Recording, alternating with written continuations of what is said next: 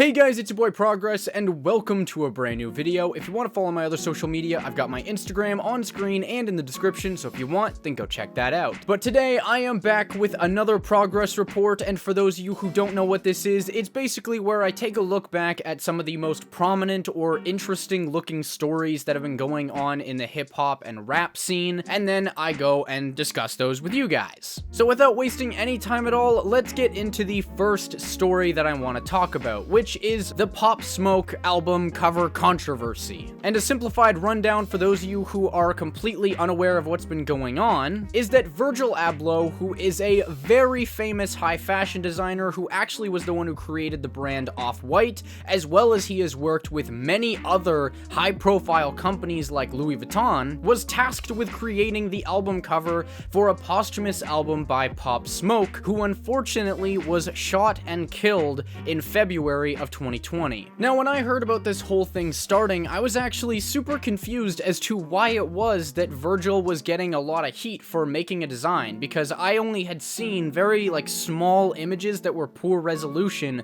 of what the cover was, and I thought it was okay. But then it became very clear to me what the cause of the controversy was after I finally saw a full resolution image of the album cover that he created. It's honestly not terrible, but it for sure is not good, especially with the meaning and stuff that is meant to be behind it, being that it is a posthumous album. You'd hope that the most detail and just focus would have been put into it, but of course that's not really what you get here. In all honesty, it seems extremely rushed. When looking at it, I get a feeling of Uncanny Valley, where it looks partially real but also partially not. So I want to actually show you guys what I think is causing the biggest problems with why everyone hates this cover, because so many people seem to not like it, but not many people understand as to why they dislike it, which Uncanny Valley can really do that to you. So the first thing here that everybody has been talking about, the tattoo on the side of Pop Smoke's head.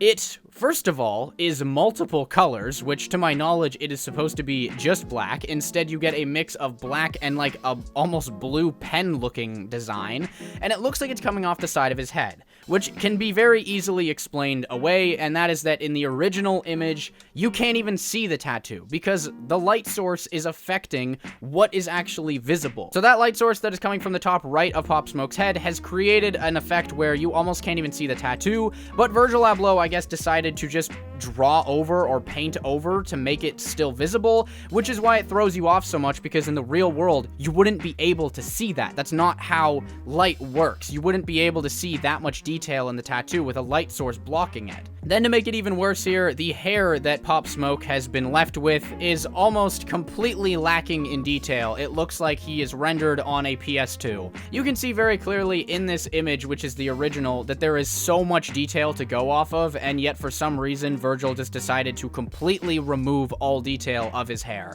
so it looks bad. Then another thing too is obviously these very odd barbed wire pieces that do not match the resolution of the main image of Pop Smoke, so it really throws the whole thing off. But if you actually look at the light sources of them, it adds to this Uncanny Valley, because the light source of this one is coming from about the middle of the image, and yet the Pop Smoke picture has that the light source is coming from the top right, whereas you're not really getting any light on the top of the barbed wire there. And if you continue on to the idea of light sources, you can see that there is some mystery light source coming from the bottom left that for some reason has zero effect on the left side of Pop Smoke's face, even though it is so strong that it has actually turned certain parts of the barbed wire white because of how bright this apparent effect is that is nowhere to be seen on his face. And once again, even on the chrome rose that you can see right next to Pop Smoke's face, there are parts of it that are so bright from this mysterious light source that just don't affect Pop Smoke's face somehow, that it has turned white there again. And also, speaking of this chrome rose, part of the bottom right of it just randomly decides to become blurry, and that makes no sense, because in a normal composition in the real world, that couldn't be possible, because Pop Smoke's face that is behind the blurred image is still fully in focus. When it comes to a design perspective and how our brains understand how things work when it comes to distance and light sources, this is all over the place. Which, once again, if proper time and care was put into the image, none of these probably would have been a problem at all. But don't worry, there is some good news that comes along with this story, because the version of the design that was made by Virgil Abloh did not end up actually making it to be the final version of the album cover. Because there was so much outrage from the fans of Pop Smoke against how this album cover looked, they decided to hand over the project to another artist who is actually a conceptual artist named Ryder Ripps, who, funny enough, actually accused Virgil Abloh of taking the Chrome Rose design from him and then altering it to make it worse. He said, quote, "This man took the entire Chrome Rose concept from me, ruined it with careless graphic design, and then wrote some bullshit about it," end quote. Ryder Ripps also ended up releasing a resource pack so that other graphic designers who were fans of Pop Smoke could make tribute album covers to him using official materials, which I for one think is awesome, because there's not usually a lot of focus or gratitude put towards the people who put a lot of effort into making the graphics for these things.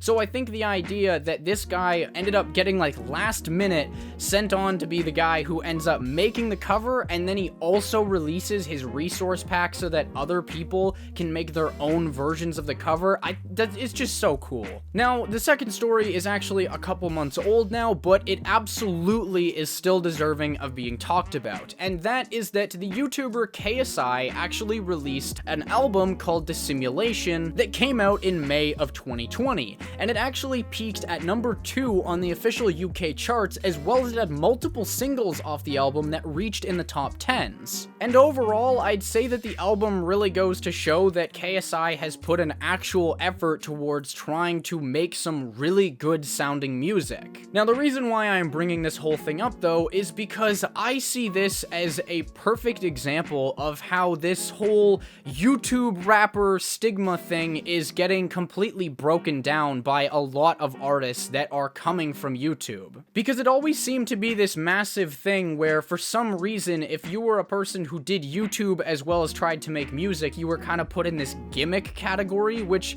obviously is not fair at all, but that's just how the stigma ended up going on. It's also very strange to me because it only seems to be platforms that allow you to upload and listen to music for free that end up getting this odd stigma put against them. Obviously, the biggest examples of this being SoundCloud rappers, which is a huge thing that people just like to make fun of, as well as YouTube rappers. But it always just seems to be this like hierarchy, as if for some reason that, oh, Spotify and Apple Music have a paywall behind them, so it just makes the music so much better, apparently. Like, I don't personally use Spotify, but you'll never hear me being like, oh, what? You listen to that person? Oh, that guy is just like a friggin' Spotify rapper.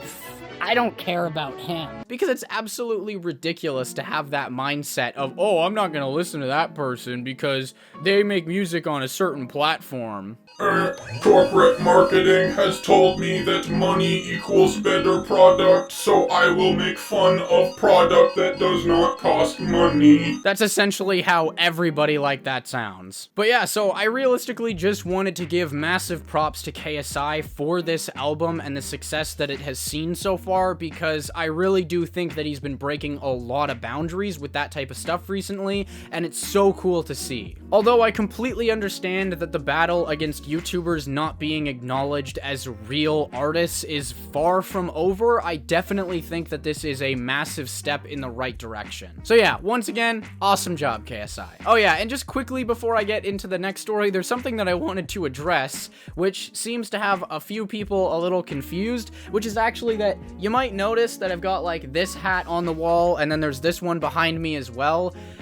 People for some reason seem to think that these hats are representing like the University of Arizona. I think it's the Wildcats team that they think that it's for. I'm sorry to all of my Arizona viewers out there. That's not what they are. It's actually for a Canadian football team called the Toronto Argonauts, which is a team that I support personally. So yeah, it has nothing to do with Arizona or the university or anything like that. I'm sorry. I completely understand why you might think that it looks like that, just because because the logos are pretty similar. But yeah, it's for a CFL team, not for the Arizona Wildcats. But anyway, on to the last story now, which is honestly like half a shock and also not in a weird way, which is that Kanye West is apparently going to be running for president now. Kind of. In a new interview that Kanye West ended up doing with Forbes, he ended up talking about how he is apparently now going to be running for president of the United States, but he also revealed kind of more details about that, one of which was that he's never voted in his life. He wants to run the White House like the imaginary country of Wakanda, and also he seems to believe that God elects who becomes president. So yeah, him believing that very clearly now makes sense as to why he has never voted. It doesn't really seem as though Kanye understands what democracy is. Kanye also unfortunately has some pretty extreme and dangerous views when it comes to certain subject matters that he spoke about, like him saying that the coronavirus, or COVID-19 obviously for the more scientific term of it,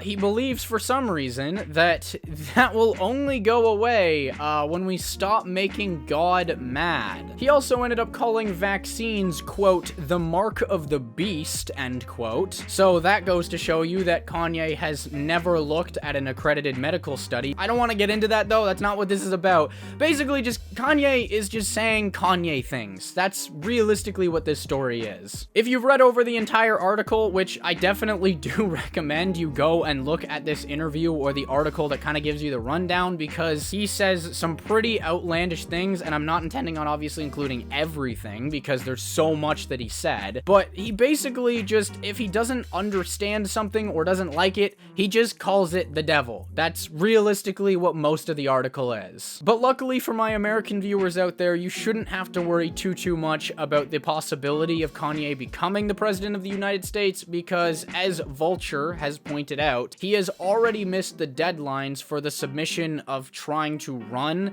for president in a few states, as well as the deadline for basically all the other important states is coming up very soon, and on top of that, he does not have the tens of thousands of signed petitions that he would need to even get his name on the ballot in most of these states anyway.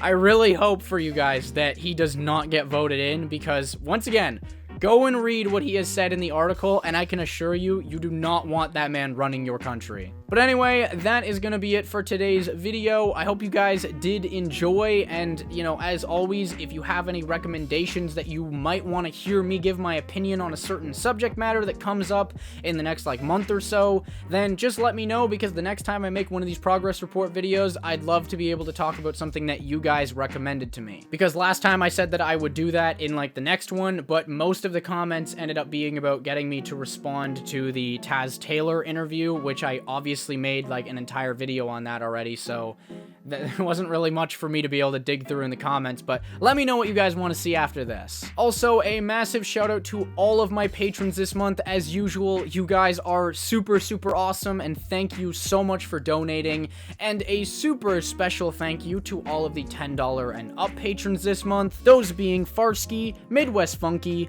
Helen, Karma, Chad Sunshine, and Keyohh. You guys are absolutely amazing, and always I will be grateful for what you guys do for me. It is incredible that anybody even wants to donate what you guys do, so once again, thank you. But yeah, like I said, I hope you guys enjoyed, and as always, it should be art over algorithm. Goodbye.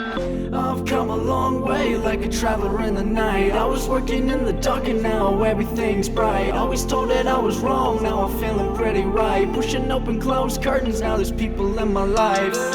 They told me I wouldn't be shit, I proved them wrong. I'll never have seen them again. I hope that they